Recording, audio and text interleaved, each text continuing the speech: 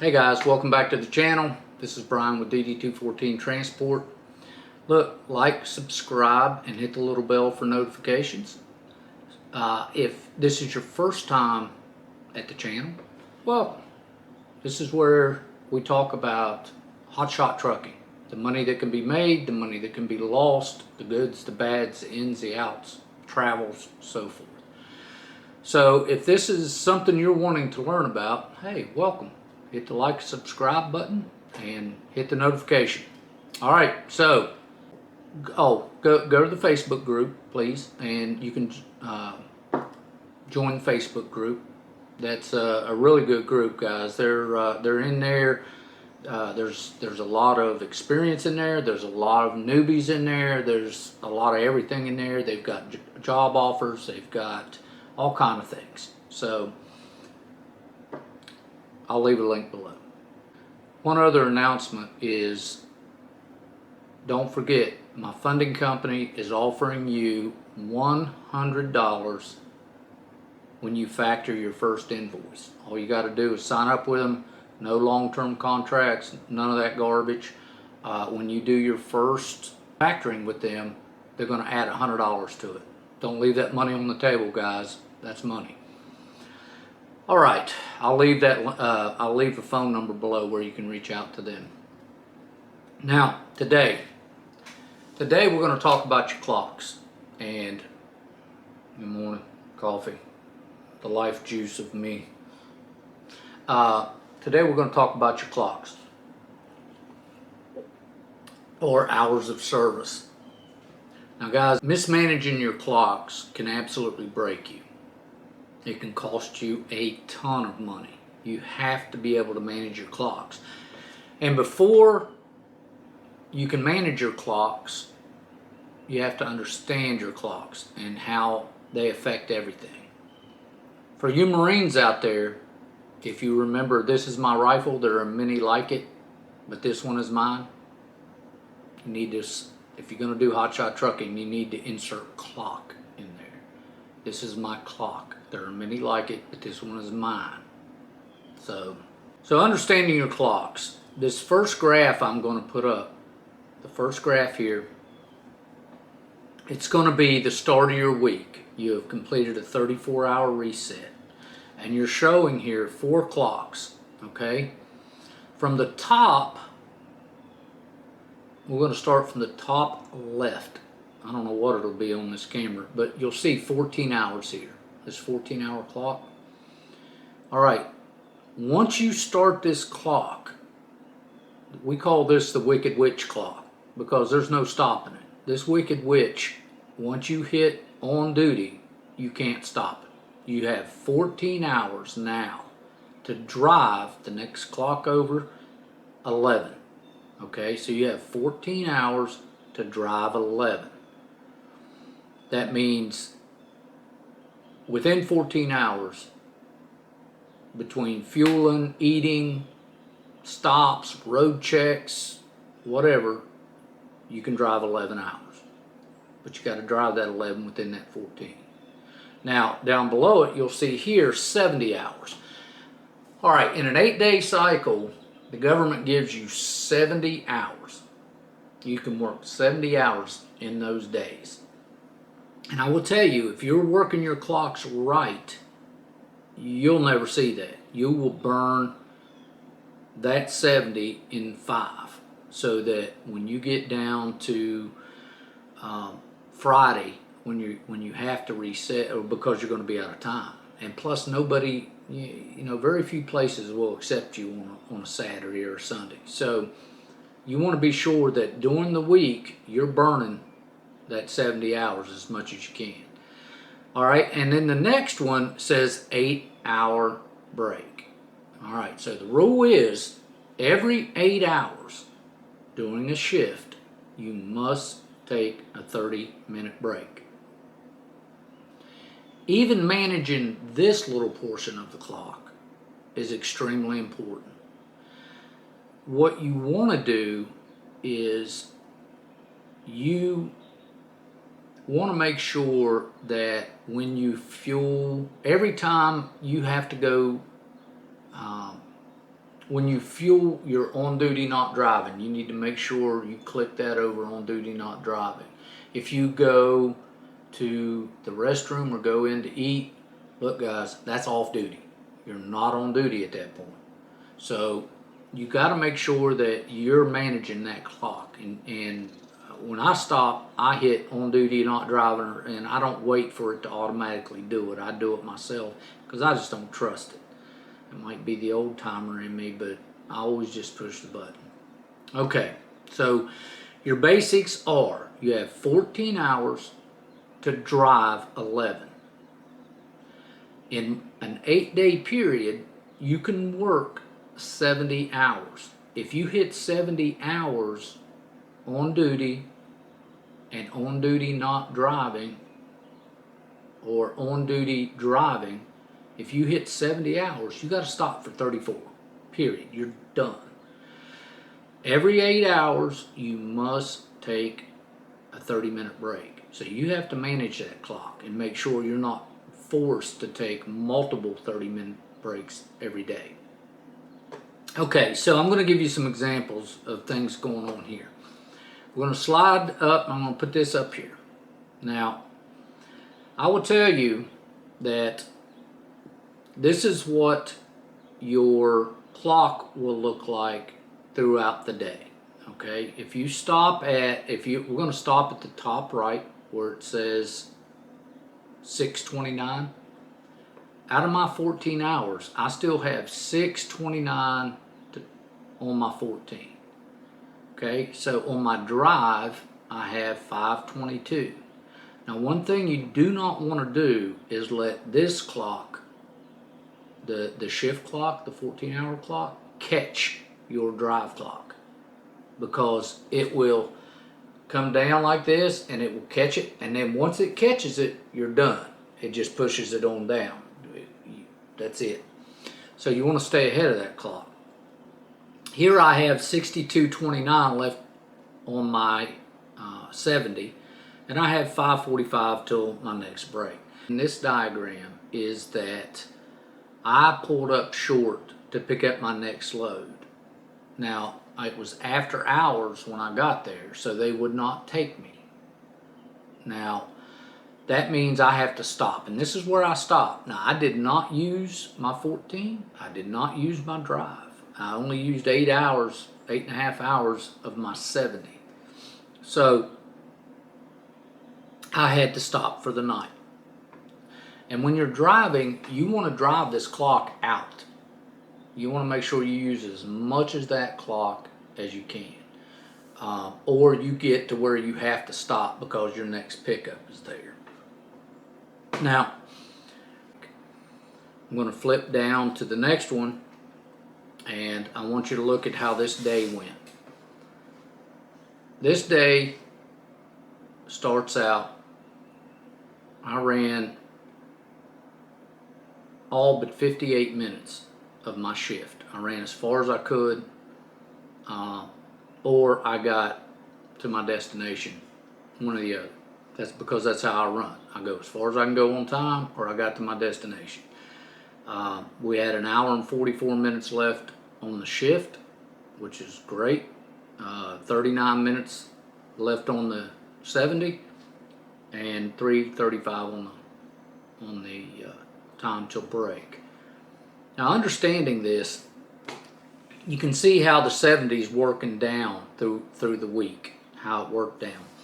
This day I had an hour and 45 minutes left on my shift clock, where I had 11 minutes on my drive. I still have 28 hours on my 70, and hour and 14 minutes on the break.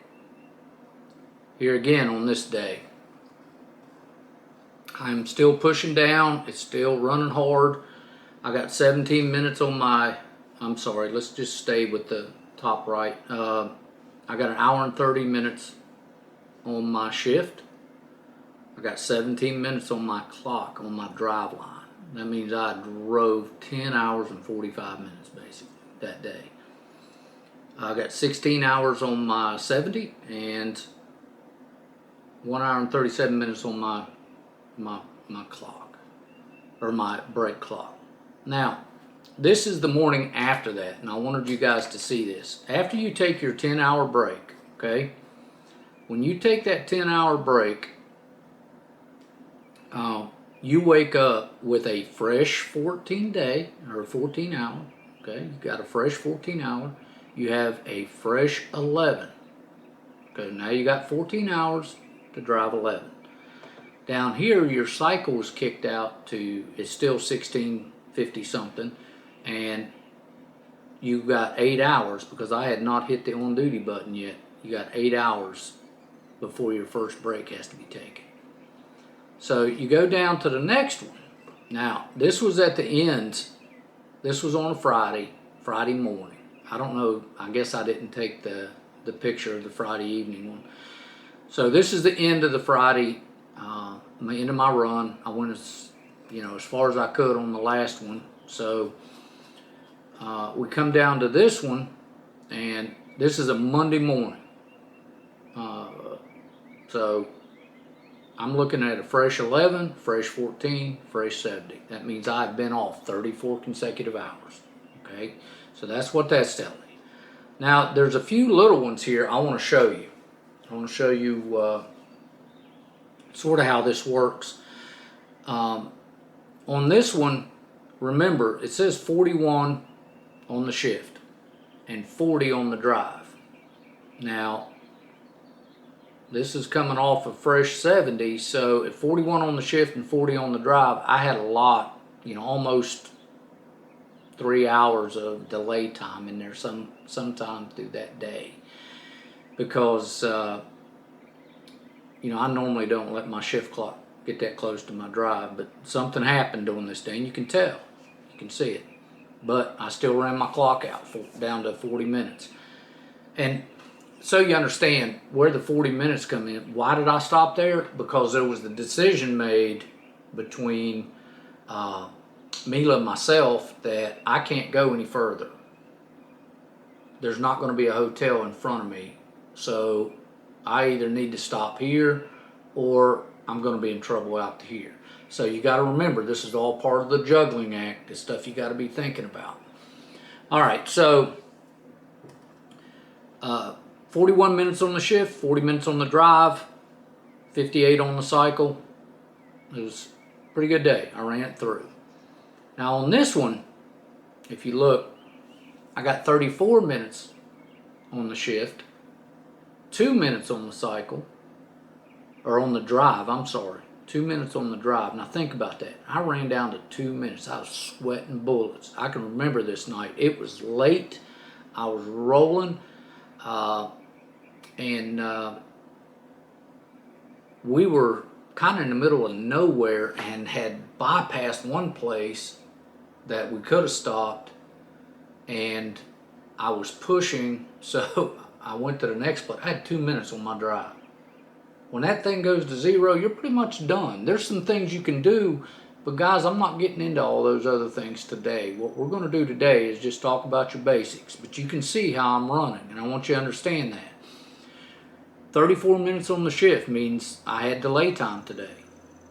2 minutes on the drive, I used it all, baby. That's where you make your money. 38:28 on the cycle. Now we're going to slide down again. And on this day, I want you to see something. You can see here on this day that my shift clock caught my drive clock.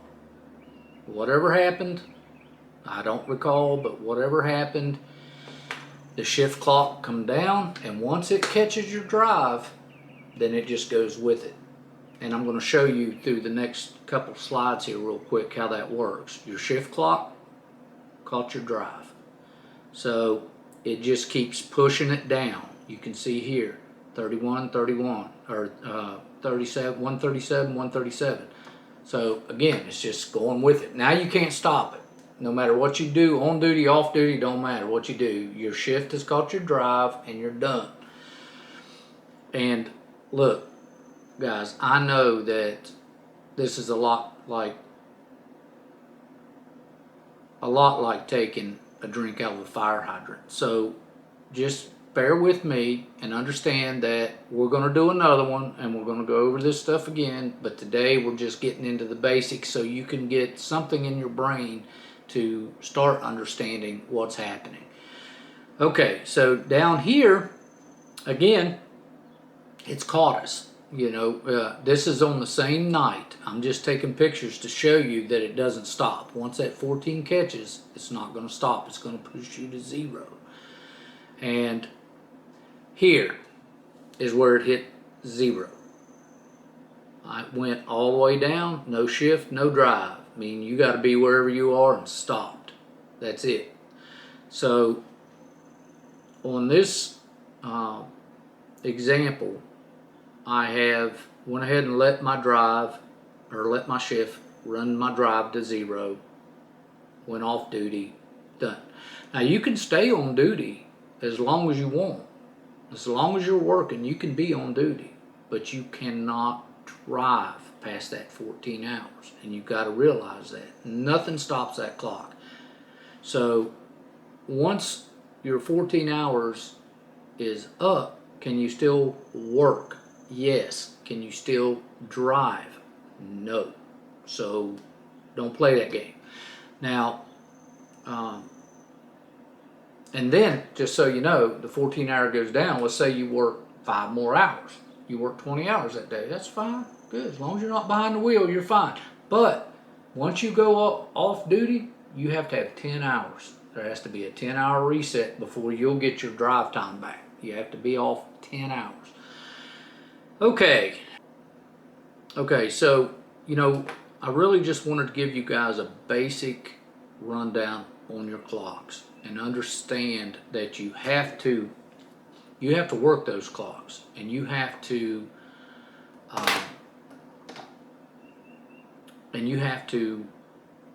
understand how they work so that you can work those clocks. Now, there are special circumstances for a lot of things.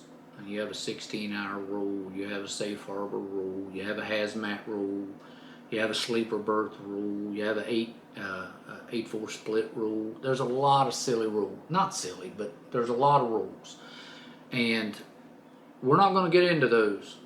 I'm just not. It's not that time. So, now one thing I will tell you is if you do not have a D.O.T. approved sleeper berth, you can never go into sleeper berth. Okay? You can go off duty, which is fine too. But when you go into sleeper berth, you can do the 8-4 split. So, you know, you can't do that. Now, if you have any questions, which I know you will, because, you know, this is some tedious stuff. It's tough. So if you have any questions, please reach out. Go to the Facebook page. Don't forget to go get your factoring sign up. I'm leaving that phone number below to call Larry. But look, guys, you know, these are the rules we have to abide by. These are the rules we have. The golden rule is those who have the gold make the rules. If you want to make the gold, you got to follow the rules. It's going to cost you a lot of money. If there's anything I can do for you guys, please reach out. I'll help anybody I can. If you need anything, go to the Facebook page and ask. Somebody there will help you. They're a good bunch of guys over there. So anyway, this is Bryan, DD214 Transport. I hope this helps. I truly do. I don't know that it will. Hope to see you out on the road. Never forget that anything you're going to go pick up, put on that truck, or deliver is not worth your life, and you've got to be safe. All you military guys and first responders out there, we love you. Guys, if you weren't in the military and you're not a first responder and you don't have a DD214, we love you too.